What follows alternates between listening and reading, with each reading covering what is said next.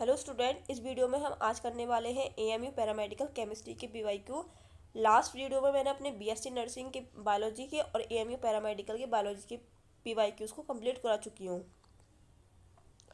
ये इस वीडियो का फर्स्ट पार्ट है। सेकंड वीडियो पार्ट मैं जल्दी लाऊंगी। इसमें हम पहला चैप्टर देखते हैं, स्ट्रक्चर ऑफ एटम, जिसमें कि पहला क्वेश्चन है what is the correct orbital notation for an electron with the following quantum number, जिसमें कि हमें एन की वैल्यू दे रखी है 4, एल की वैल्यू दे रखी है 3 और एम की वैल्यू दे रखी है -2। तो एस एन की वैल्यू हम किस पे निकालते हैं, एस पर, और एल पे निकालते हैं एल और एम। ठीक है, तो एस की वैल्यू कैसी होती है 1 2 3 4, और एल की वैल्यू पे एस की वैल्यू पे एल की वैल्यू कितनी आती है 0 1 2 3 4। अब देखिए यहाँ पे एन की वैल्यू हमें दे रखी है 4 और एल की वैल्यू दे रखी है 3, और यहाँ पे 0 पे होता है हमारा एस, 1 पे होता है पी, और 2 पे होता है डी, और 3 पे होता है एफ। तो 4 के लिए क्या आ रहा है एफ, तो इसका आंसर हो जाएगा बी, डेट इज 4F। समझ में आया। 4 क्वांटम नंबर होते हैं हमारे 4, एस,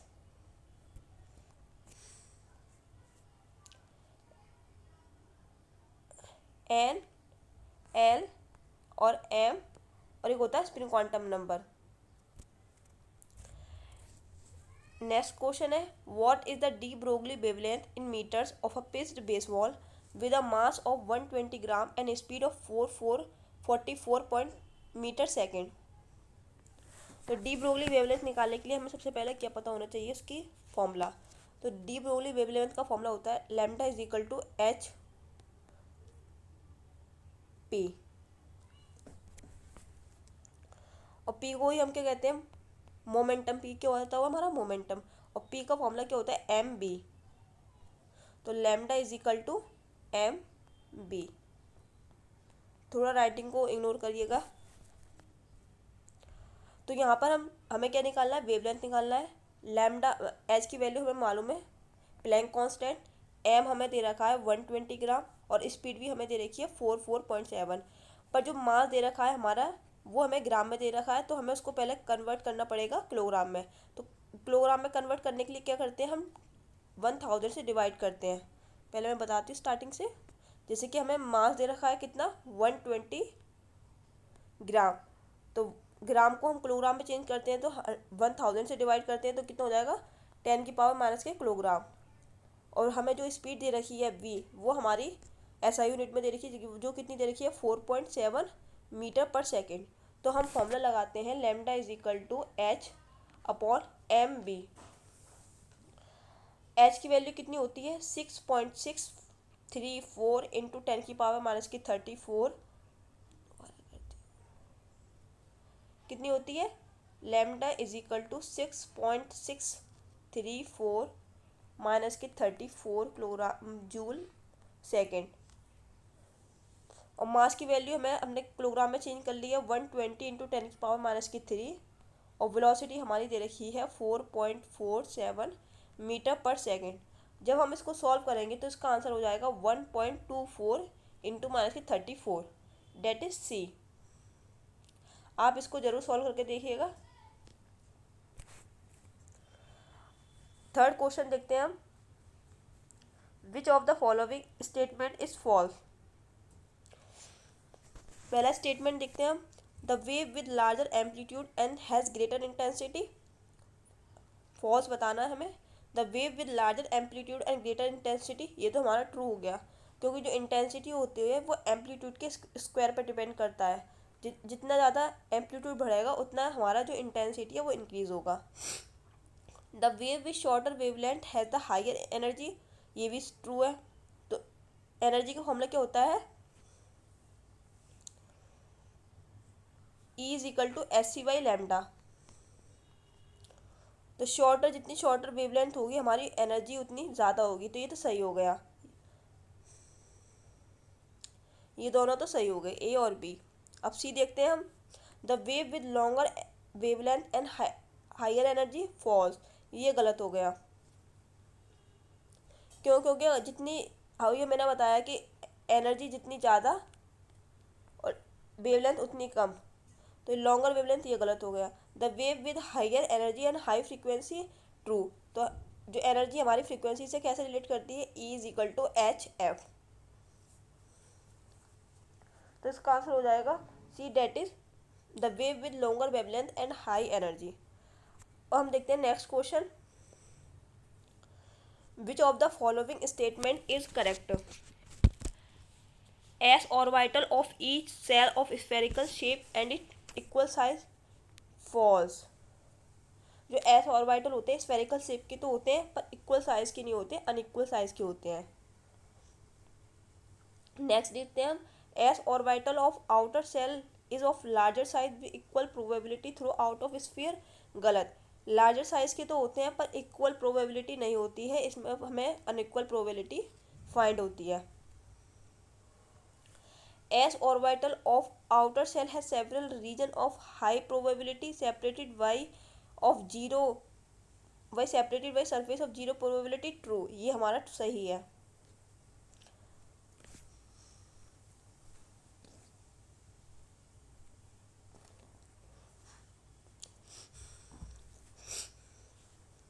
डी देखते हैं,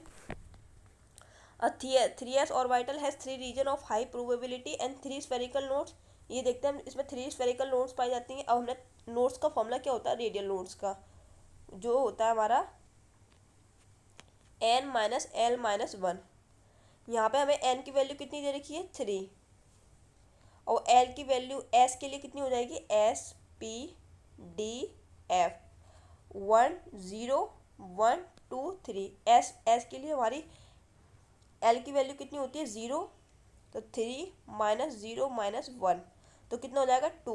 तो ये भी हमारा गलत हो गया। थ्री स्फेरिकल नोड्स नहीं होते, यहाँ पर कितने होते हैं, 2 स्फेरिकल नोड्स होते हैं। Three region of high probability, ये सही है।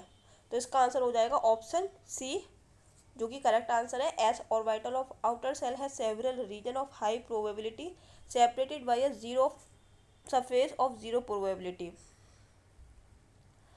अब हम देखते हैं fifth question,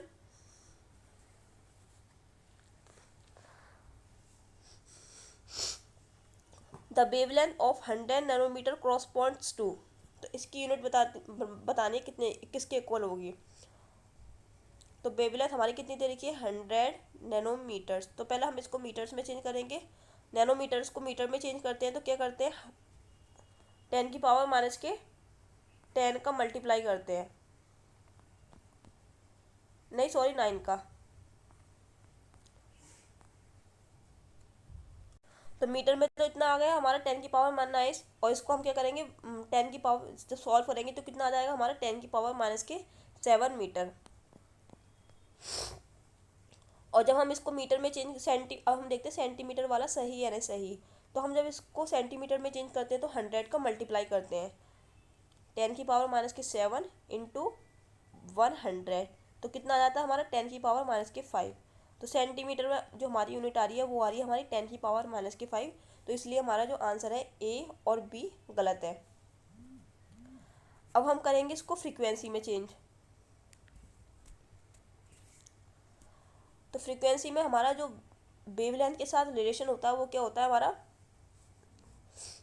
C is equal to nu into lambda, मतलब F इंटू लैम्डा। F क्या होती है, फ्रीक्वेंसी। जब हम लैम्डा को चेंज करें तो कितना आता है, lambda is equal to C into nu. और C की वैल्यू क्या होती है, स्पीड ऑफ लाइट 3 इंटू 10 की पावर 8।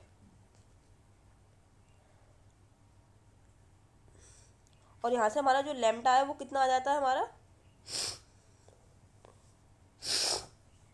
10 की पावर माइनस के 7। थोड़ा समझ में नहीं आ रहा होगा, आप इग्नोर करिएगा, थोड़ा समझने की कोशिश करिएगा। तो lambda is equal to 3 into 10 की पावर 8 अपॉन 10 की पावर माइनस के 7। तो लैम्डा इज इक्वल टू कितना आ जाएगा हमारा, जब हम माइनस के 7 को ऊपर ले जाएंगे तो कितना आ जाएगा, 3 इंटू 10 की पावर 8 प्लस 7, 3 इंटू 10 की पावर 15 हर्ट्ज। तो ये हो गया हमारा फ्रीक्वेंसी में चेंज। ये हमने फ्रीक्वेंसी में चेंज करा है, ठीक है। तो ये आंसर हमारा आ जाएगा सी, डेट इज 3 इंटू 10 की पावर 15 हर्ट्ज। सिक्स क्वेश्चन देखते हैं हम। Photoelectric effect can be explain by assuming that light is a form of transverse wave, is a form of longitudinal wave, can be polarised और consist of quanta. तो जब हमने photoelectric effect को explain कराया था वो किसके help से कराया है? कंसिस्ट ऑफ क्वांटा, जो कि जो लाइट्स होती है छोटे छोटे पैकेट्स होते हैं उसको कहते हैं हम क्वांटा। उसका आंसर हो जाएगा ऑप्शन डी। अब हम करते हैं सेवन क्वेश्चन।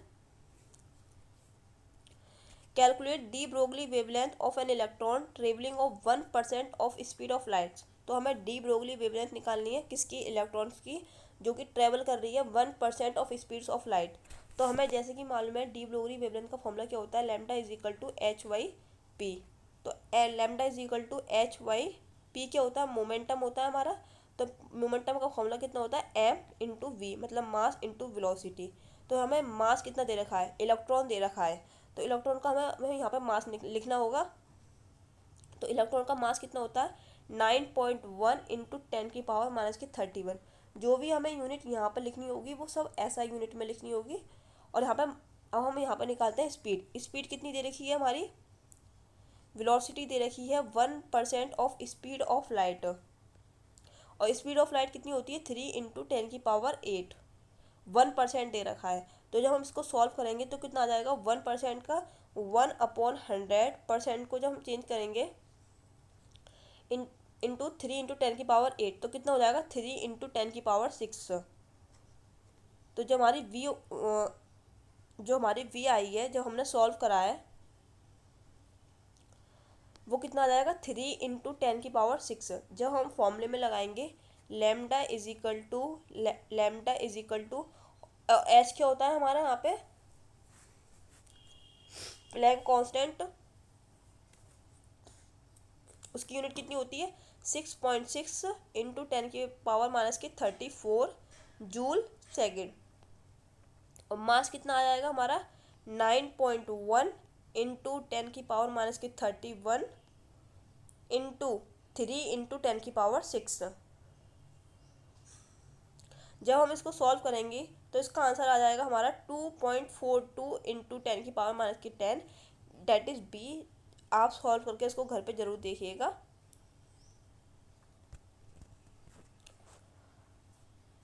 अब 8 क्वेश्चन है हमारा। The total number of radial nodes in p orbital are. जब हम रेडियल नोड्स को फाइंड करते हैं तो उसका फॉर्मूला होता है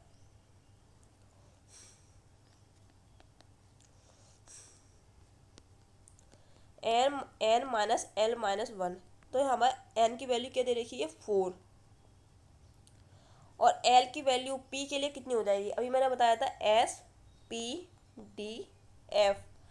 0 s के लिए, l की वैल्यू 0, p के लिए 1 और d के लिए 2 और s p d f f के लिए कितनी हो जाएगी? 3।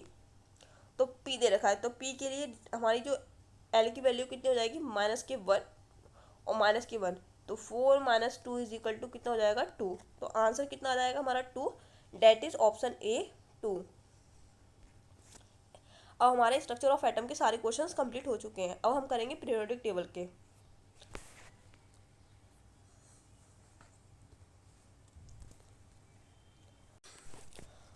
फर्स्ट क्वेश्चन है the correct order of decreasing in size of iso electronic species O2 minus Ne Mg2+, aluminium 3+। तो हमें यहाँ पे बताना iso electronic species. Iso electronic species क्या होती है? जिसमें जो इलेक्ट्रॉन के नंबर है वो सेम हो, उनको हम क्या कहते हैं? आइसो इलेक्ट्रॉनिक स्पीसीज, जिसमें इलेक्ट्रॉन का नंबर सेम हो। तो सब में हम देखते हैं इलेक्ट्रॉन के नंबर कितने हैं। जैसे कि हम O2 माइनस में देखें, ऑक्सीजन का एटॉमिक नंबर कितना होता है? 8। और यहाँ पे 2 चार्ज है, माइनस के 2 चार्ज है, तो उसमें 2 ऐड हो जाएंगे। जब भी माइनस का चार्ज होता है तो उसमें ऐड हो जाती है हमारी पावर। तो 2, तो कितना हो जाएगा? 10। इसमें इलेक्ट्रॉन्स कितने आ गए हमारे? 10। न्यून में देखें तो न्यून का एटॉमिक नंबर कितना होता है? 10। इस पर कोई चार्ज नहीं है, तो इस पर इलेक्ट्रॉनिक जो इलेक्ट्रॉन्स हैं वो सेम रहेंगे। अब हम देखते हैं मैग्नीशियम 2+। अब मैग्नीशियम पे कितना एटॉमिक नंबर होता है? 12। और इस पे है प्लस के 2 चार्ज, तो उसमें से 2 माइनस कर देंगे हम, तो कितना बचेगा? 10 इलेक्ट्रॉन्स। अब हम देखते हैं एल्यूमिनियम 3+,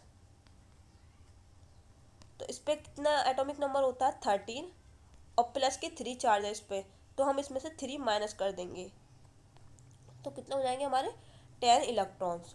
तो सब में इलेक्ट्रॉन सेम है, तो हम कैसे पता करें? जब हम सब में इलेक्ट्रॉन सेम आ जाएं तो हम देखेंगे चार्ज, जितना ज़्यादा नेगेटिव चार्ज उतना ज़्यादा इलेक्ट्रॉन्स। तो किसका नेगेटिव चार्ज ज़्यादा है? 2 माइनस का, ओ पर सबसे ज़्यादा है और सबसे जो प्लस पर सबसे कम होती है, तो इसका आंसर हो जाएगा ए, डेट इज O2 माइनस और Ni Mg+ और Al3। अब हम देखते हैं केमिकल बॉन्डिंग के क्वेश्चंस। पहला क्वेश्चन है विच of the following is a ionic hydride? NaH, CH4, NH3 और LaS2।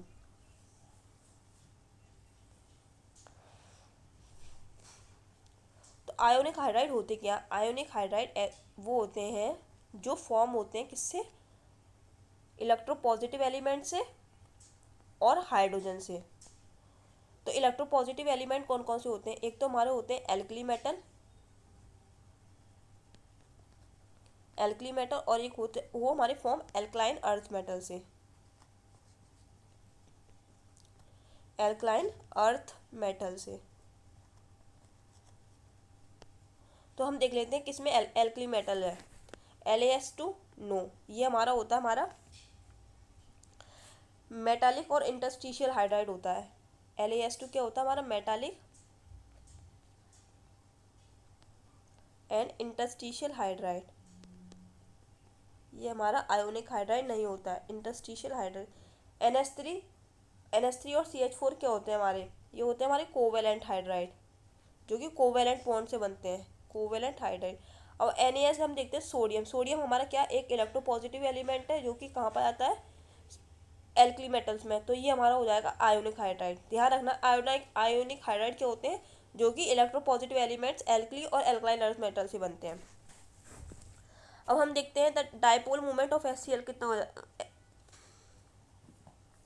सेकंड क्वेश्चन देखते हैं हम। The dipole moment of HCl is 1.03 d, any distance between atom is 127 picometre, what is the percentage of ionic character of HCl? तो पहले हमें इसमें formula मालूम होना चाहिए, what is the percentage of ionic characters का, जिसका फॉर्मूला होता है, आयोनिक कैरेक्टर्स का फॉर्मूला होता है डायपोल मोमेंट ऑफ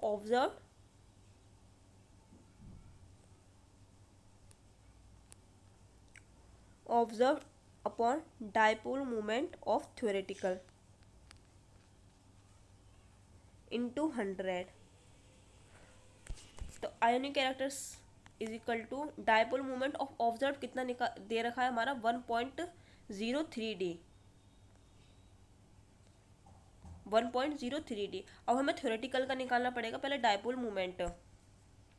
तो इसके लिए हमें डायपोल मोमेंट ऑफ थ्योरेटिकल निकालने के लिए क्या करना होगा? थ्योरेटिकल निकालने के लिए हमें क्या होता है? Charge into distance. चार्ज हमें एक इलेक्ट्रॉन, हम चार्ज किसका रखेंगे यहाँ पर? हम एक रखते हैं इलेक्ट्रॉन्स का। किसका रखते हैं? इलेक्ट्रॉन्स का।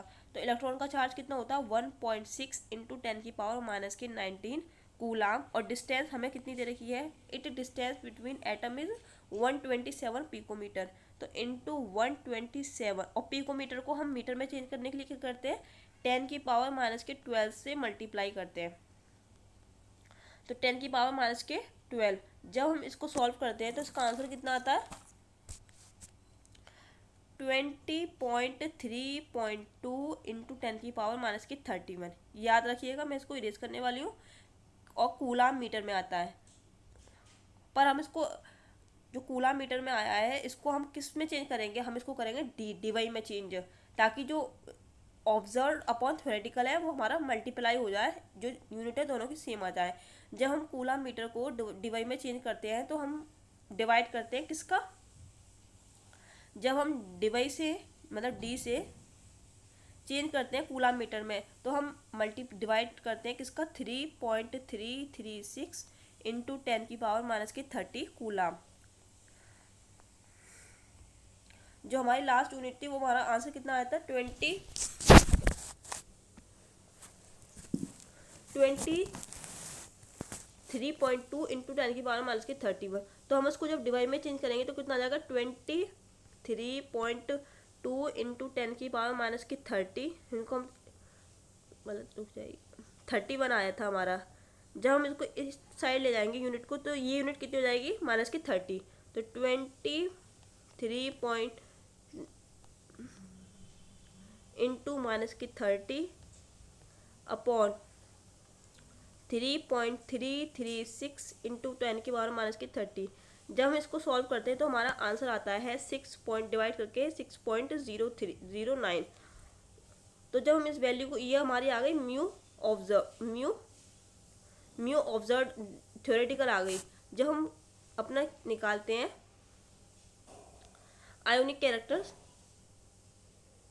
तो क्या होता है mu observe upon mu theoretical, मतलब डायपोल मोमेंट इनटू 100। तो हमने सॉल्व करके देखा तो म्यू ऑब्जर्व हमारा कितना आता है 1.03 और ऑब्जर्व निकाल के देखा था हमने तो कितना आया 6.09 इंटू 100। जब हम इसको सॉल्व करते हैं तो कितना आंसर आता है हमारा 1.69%। तो answer is B, that is 16.9%। तो पहले हमें यहाँ पे फॉर्मूला याद रखना है, जो कि फॉर्मूला क्या होता है dipole moment of observe upon dipole moment of theoretical. जो थ्योरेटिकल आता है वो हमारा कूलम मीटर में आता है, उसको याद रखना है। कैसे निकालते हैं Q इंटू आर से, और जो Q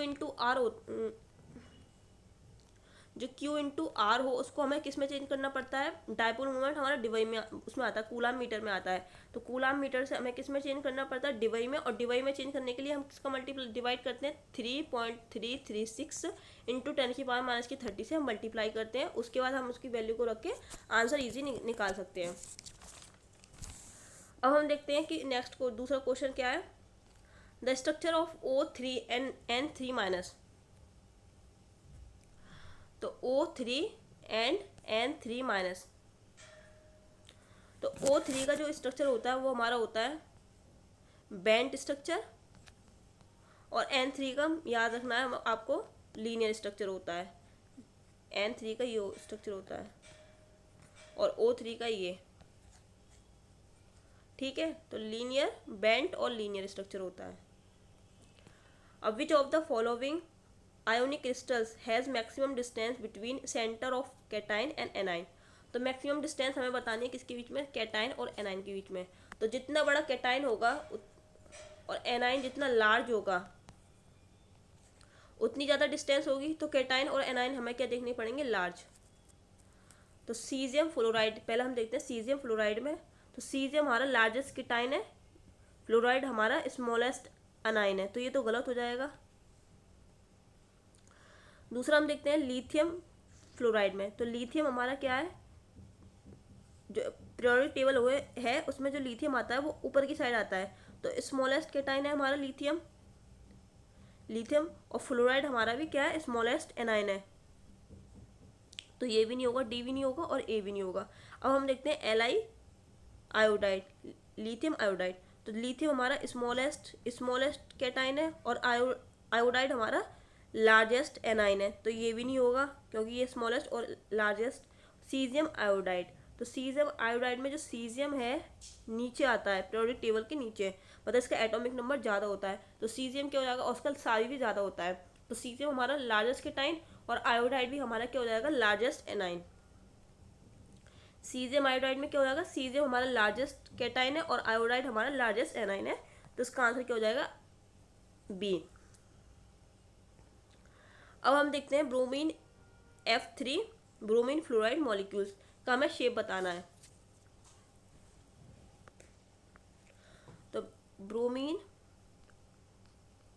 F3, तो ब्रोमीन का जो बैलेंस इलेक्ट्रॉन कितने होते हैं, 7।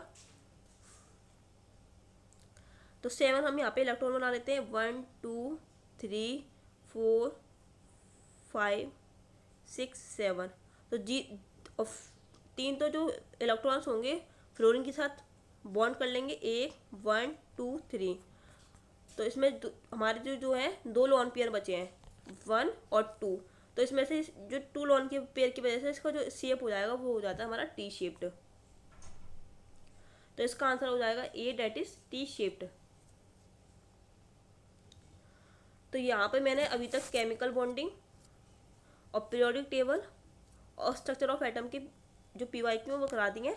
नेक्स्ट वीडियो में हम करेंगे थर्मोडायनेमिक और इक्विलिब्रियम और जो चैप्टर्स बचे हैं बाकी के पीवाईक्यू।